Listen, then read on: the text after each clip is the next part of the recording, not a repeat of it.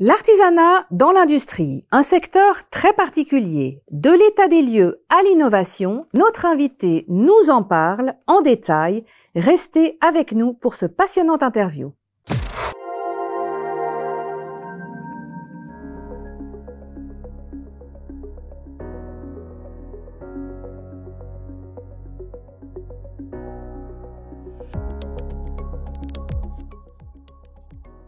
Emmanuelle Zuffray, bonjour. Bonjour. Bienvenue avec nous.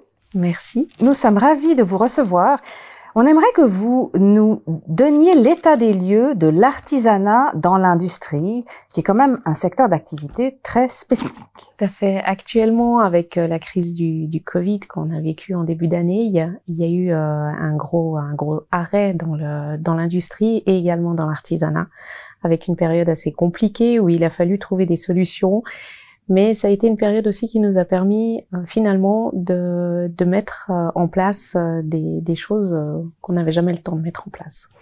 Donc c'est un moment qui a été particulier. Il y a eu une belle reprise courant de cet été et on espère que la fin de l'année va finir de bien meilleure façon que ce qu'elle a commencé. En tout cas, actuellement, les choses se passent de mieux en mieux. Et puis l'année prochaine s'annonce meilleure avec les bonnes nouvelles qu'on a aussi obtenues cette semaine avec la vaccination. Donc ça fait plaisir que vous ayez un discours positif, et puisque je rebondis sur ce que vous avez dit, vous avez mis en place des choses. Donc est-ce qu'il y a des nouvelles tendances ou des nouvelles innovations que vous avez pu mettre en place pendant cette période qui a fait émerger un certain nombre de belles choses, de beaux projets? Alors, on a eu le temps de se positionner, effectivement, principalement sur le branding, sur le marketing. On s'est posé la question de comment on allait pouvoir continuer à vendre nos produits. Chez nous, principalement, on a mis en place une nouvelle équipe qui nous a permis de retravailler l'image de la société, de se repositionner sur un secteur plus haut de gamme, de parler différemment finalement à nos clients et de voir quels étaient les produits qu'on avait envie de mettre en avant et quels étaient les produits qui nous permettaient d'avoir aussi des marges plus intéressantes, parce que comme on vend moins, il faut vendre mieux.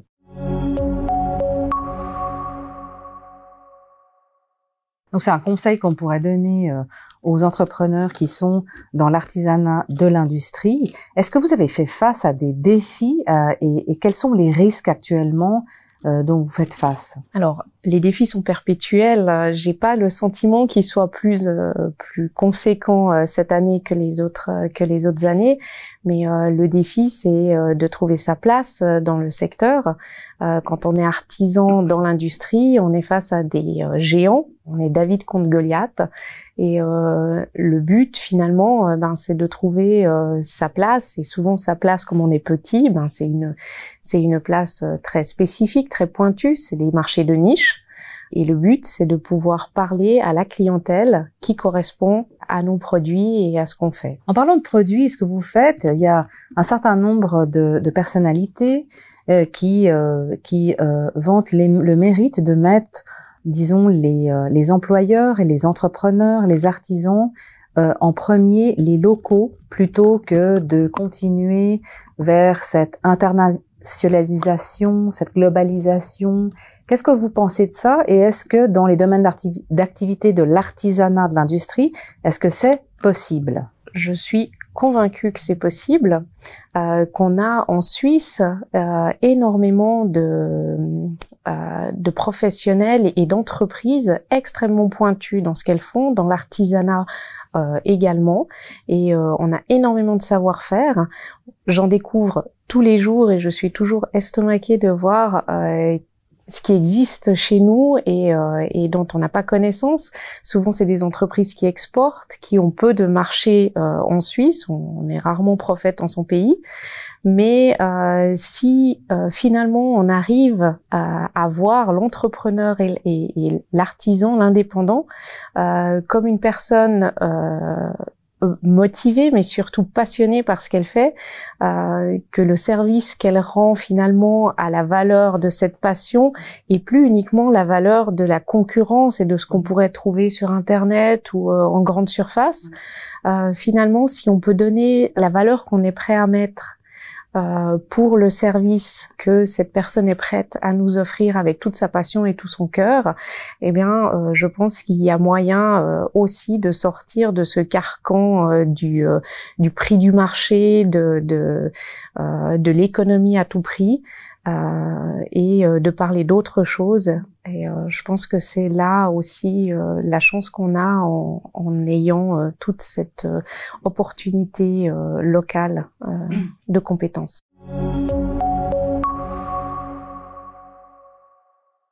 Vous parlez de valeurs, vous parlez d'éthique, vous parlez de passion, vous parlez de cœur. Vous êtes une femme leader dans votre secteur d'activité. Vous avez quelque chose de très particulier que vous mettez en lumière, c'est la stratégie de recrutement dans votre entreprise. J'aimerais que vous partagiez ceci avec nous en quelques mots. Alors, notre stratégie de recrutement, elle est très particulière. Elle est devenue ce qu'elle est par la force des choses, mais on recrute des personnalités. Souvent, on débauche des personnalités, mais on va chercher les gens qui sont motivés, qui ont envie de participer à ce qu'on fait, pour qui notre passion parle. Et finalement, c'est souvent des gens qui n'ont pas la formation nécessaire, parce qu'en fait, on a une tellement spécifique et spécialisée dans ce qu'on fait qu'on est un petit peu les seuls. Et comme on est les seuls, c'est compliqué de trouver des professionnels dans cette branche-là, ou en tout cas dans ces techniques qu'on utilise. Et pour le coup, c'est des gens qui de toute façon vont devoir être formés aux méthodes, aux techniques, au fonctionnement de l'entreprise. Donc, ce qui est important pour nous, en fait, c'est de recruter des personnalités et également de positionner ces gens à les postes qui leur correspondent. Donc en réalité, on a rarement de carcans, de postes prédéterminés. Mais par contre, on va embaucher quelqu'un parce que c'est une personnalité qui nous plaît. Et ensuite, ensemble, l'employé et l'employeur, on va déterminer le poste dans lequel il est bon et dans lequel il va être le plus efficace et le mieux. Moi, j'ai envie de vous poser cette question. Le monde de demain, est-ce que ça va être ce qu'on appelle du recrutement intuitif, de personnalité, avec ce qu'on disait tout à l'heure, la passion, le cœur, qui seront les maîtres mots, je dirais, du monde de demain? Est-ce qu'on peut espérer que le monde de demain va prendre ce chemin, ou comment vous le voyez vous-même?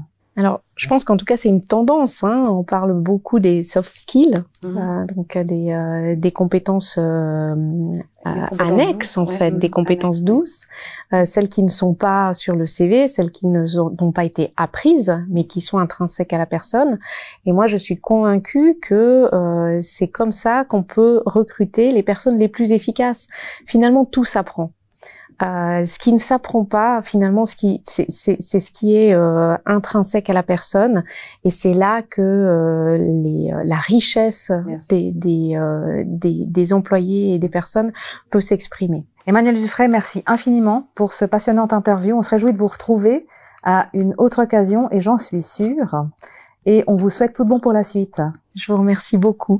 Vous êtes avec nous. Cette interview a été réalisée en partenariat avec Dukascopy TV. Surtout, restez avec nous et à très bientôt. Au revoir.